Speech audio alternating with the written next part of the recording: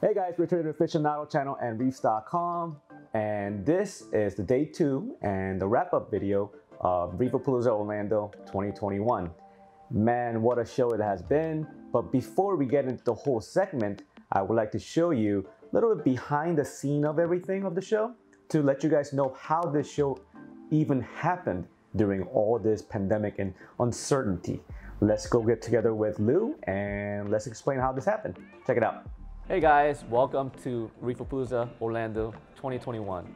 And I'm here with my good friend Lou Shivo, one of the co-founders of Reef Palooza Orlando. Hey Richard. Lou, it's always a pleasure to see you. Absolutely. You know, I have to wonder, with all this thing that's going around, I mean, like, you know, so much uncertainty, how did you guys manage to push forward and to have this show?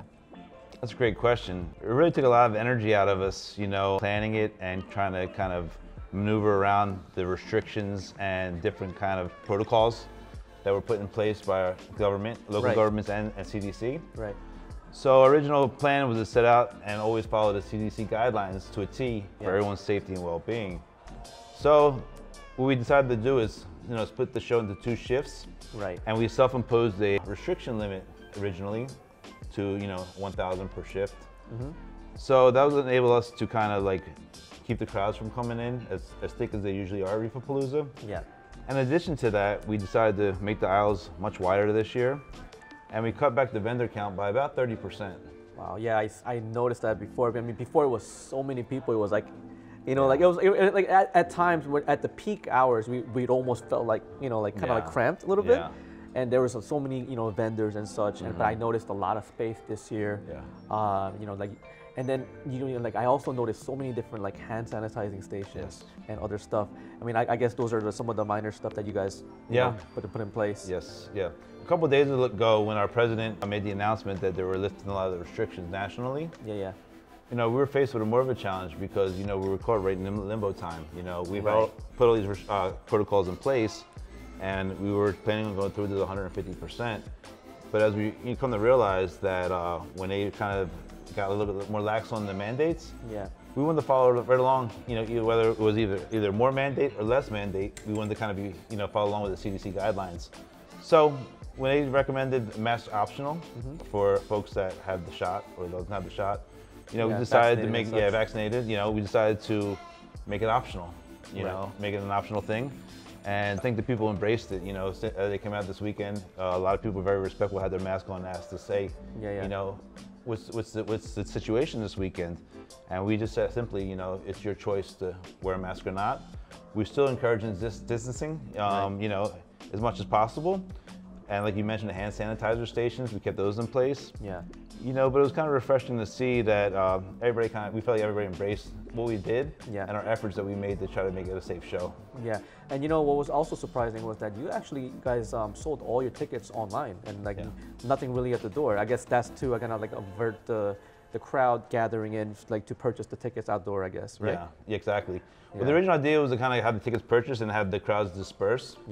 But today, when we started talking to some of the attendees, you know, they said, "Hey, we don't mind lining up, you know, so we can line up and kind of go like we used to do the Reef Palooza back in 2019." Right. Yeah. Awesome. So, what are your expectations for this Reef Palooza? Well, you know, it's already exceeded my expectations. You know, I've seen a lot of happy faces, a lot of happy vendors, tons of happy attendees. The raffles went really well. Even in the raffle areas, I know people try to kind of space themselves apart. So I think people still have everything in mind when it comes to safety, you know, the attendees and the vendors as well. Now, are you glad that it's finally here and that we're all going through with it? Yeah, I'm very glad. I mean, it was a milestone for us, not only for the aquarium industry, but just for the convention industry in general. You know, from what I understand, a lot of eyes are on this show locally in Orlando because we're in such a big convention city. I've seen some executives come through from the hotels, local hotels, as well as convention centers to kind of see how we handled the show this weekend. So it's kind of cool to see those folks here kind of seeing how we did things. Perfect. Well, Lou, thanks so much for taking your time out of your busy day to talk with us. Man. And I wish for a continued success on this show, and man, I wish that, you know, like it's an even better day tomorrow. And I'm looking forward to New York and Chicago, and hopefully just keep on rolling. Keep on trucking with it, yeah. That's All it, right. man. Thanks, man. Let's have a good show. All right. All right, guys. So now that is out of the way, yesterday when I released the day 1 video, I didn't include the best tank of the video. And to be honest, there wasn't too many show tanks, but there were few that caught my attention. So here it is.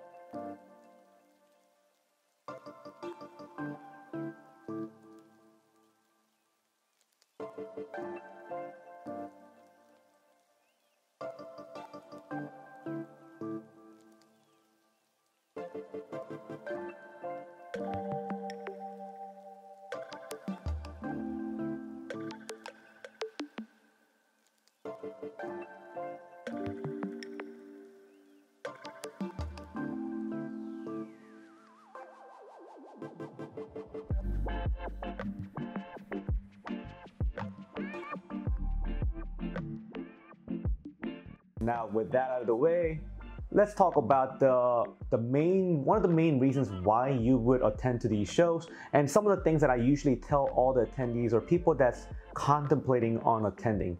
Usually for these type of shows, I would usually recommend for you to stay at the hotel and stay for the duration of the whole show. Reason why is show is not just looking at new products, looking at new corals and etc. It's making network and friendship, putting that name next to the avatar or picture you have seen on different social media handles, and just connecting with like-minded individuals and building that friendship that will last forever. There are always a big story or something behind the scene that goes around, and here is an example that I would like to share with you guys. On my social media handle, for those of you guys who follow it, during the whole weekend of Reef Palooza, there has been a saying, if you know, you know. And I've been constantly tagging inappropriate reefer, Moki, on my photo, and I've been posting someone else's photo saying that it's me. There's a story behind it, and here it is. This actually first happened in last Magna, which was in Dolphin and Swan in Orlando, Florida. I literally just arrived at the hotel. This is like 11 or maybe midnight. And as soon as I got out of the car, within 3 seconds, me putting my foot down, this guy sees me, zeroes me in, and runs towards me in a Terminator 2-like style. Now, this is first for me, and I'm just kind of like dumbfounded. I was like, oh, what's going on? And this guy comes, shakes my hand, and tells me, hey buddy, you know, it's great to see you. I watch all your content. You do amazing work. And I was kind of shocked, but grateful. And I was like, wow, thank you so much for watching my video. I really appreciate it. This is why why we do what we do. And this guy looks at me dead in the eye and says, Moki the Inappropriate Reefer, you're my favorite YouTuber. Yes, that just happened. I shook his hand and said, thank you, wrong Asian. But I would tell Moki, I'll call him myself and tell him that you said this, and thank you so much for watching his video because he's a great guy and he makes amazing content. And I shrugged it off and walked away to check in. I came with my good friend Shane of 24/7 Aquarium. He was dying, of course. He just saw this whole thing unfold in the car as he was getting out. He walks out like this, puts his hands around his shoulder and says, hey, all Asians look alike? Whether you're a racist? Now this guy is like, ooh, no, I'm not. Well, and he was just panicking, and Shane is just eating it up. Now, fast forward about a year and, to a couple days at day one of Reef Palooza.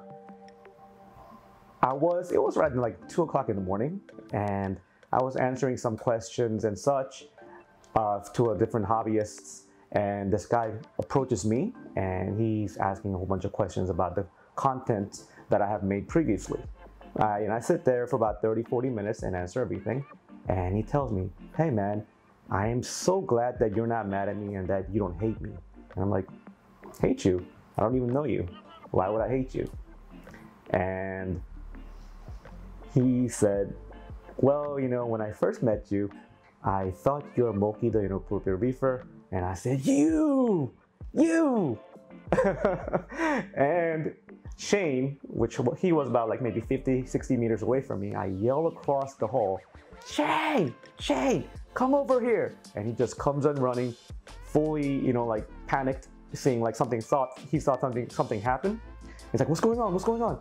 And I was like, him, Magna, the guy.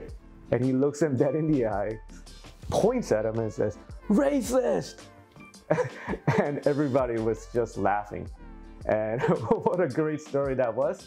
And in the middle of that, while that was going on, this year I worked with one of my friends from Instagram his name is David, or Farm Frags. And there was this one guy that came up to me and asked to take a picture. No problem, take a picture. And while this is going on, my phone goes off, and David, who was right next to me, taps on my shoulder. He's like, hey man, why is this guy tagging me on your photo? So I became Farm Frags as this year, and the year before that I was Inappropriate Reefer. And then I was telling to a whole bunch of people during live cast and etc. that I'm gonna be forever changing my name to the Appropriate Reefer. Now this is just one of the few things that happens at reefing events, and it's just, we make so many memorable moments, it just lasts us a lifetime. There are so many stories that happen, but I don't want to really share because those are not really my stories to share. But this is just something that just happened to me over the weekend, and I want to share with you guys to let you know, there's so much fun to be had after the show. I mean, I think we have usually more fun after the show than during the show. So please stay after the show, enjoy yourself, get to know people, and learn about all these new things, as well as different methodologies that all these hobbyists use in their aquariums. I mean, I usually soak up so much knowledge after the show, and people are letting loose, and it's just fun environment that you could definitely enjoy and be part of. All right, so let's finally recap this video. Reef Palooza 2021 was a huge success. It was held in a pandemic. It was postponed once, it was canceled once, and yet we still got together and got this done. They put a lot of safety procedures and measurements in place to ensure the safety of a lot of people. That's all the attendees and vendors that was coming. And I think they did, even with all those restrictions in place, I think they knocked it out of the park. All the shows, all the online tickets were sold out by the second day. And then they even opened up a little bit for the cash paying customers. They weren't about to do it, but since all the restrictions were lifted by the president, they went ahead and opened a few hundred more people in. And I think it was overall, everyone was happy. All the vendors were happy, as well as all the attendees. I think it's something that we really needed in the hobby. And it's been a while since, show of this magnitude happened. And it's just, we all needed it. And if you haven't been to a wrap, or if you haven't been to a show yet, please come check us out. New York is right around the corner. It's next month. If you haven't been to a wrap, or if you haven't been to a show in the last 2 years, please come check out the show. It's gonna be fantastic. With this show out of the way, I could only see things getting better, and I hope to see more products, more corals, and more of you guys at the next show at Reef Palooza, New York. And with that said, I would like to show you guys the new venue of Reef Palooza Orlando 2022. Check it out.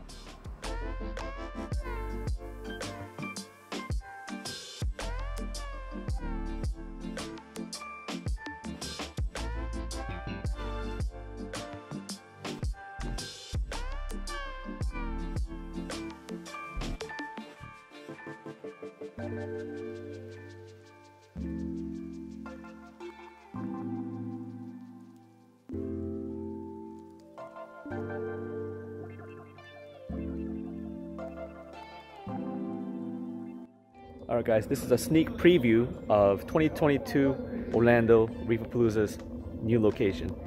0 poles, 55,000 square feet. It's gonna be amazing. I look forward to seeing you guys there.